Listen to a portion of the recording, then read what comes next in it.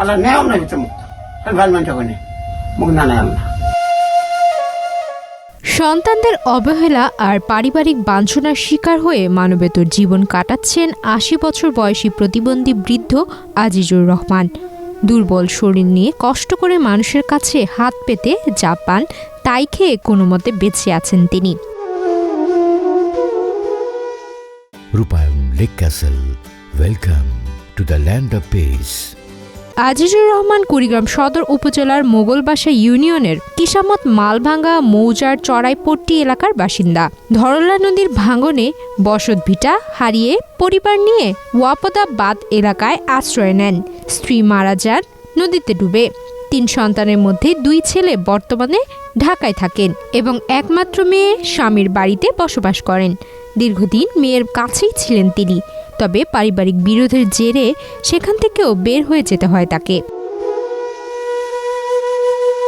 সমাজসেবা অফিস থেকে প্রতিবন্ধী ভাতা বরাদ্দ থাকলেও সেই অর্থ কারা উত্তোলন করছেন তা জানে না আজিজুর রহমান। প্রতিবেশীদের সহায়তায় কখনো খাবার জোটে, কখনো না খেয়েই কাটে দিন।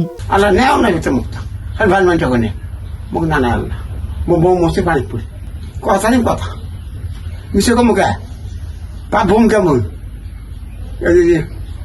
মেলামে যায় তোমার থাকো বুড়িয়া মানুষ তোমার থাকো ভাত দাম কেউ না একমাত্র আল্লাহ কোনো স্থানীয়দের ভাষ্য, আগে সুস্থ থাকলেও প্যারালাইসিসে আক্রান্ত হওয়ার পর থেকেই সন্তানরা তার দায়িত্ব নিতে চাননি।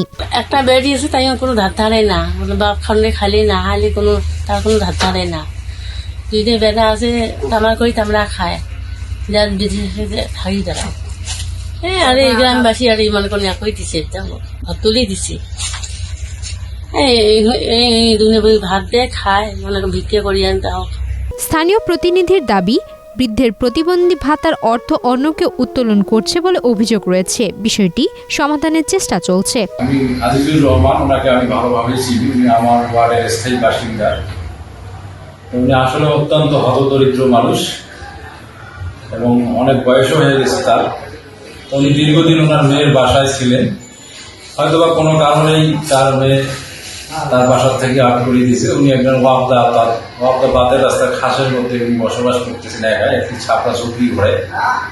ওনার বয়স অনেক হয়ে গেছে। আর বয়স হলে এই যে শুধু আজিজুর রহমান নয়, সারা বাংলাদেশ হিসাব করলে বয়স্ক মানুষের উপরে ছেলে সন্তানের যে এত অনীহা, এটা আজিজুর রহমানই তার বাস্তব প্রমাণ।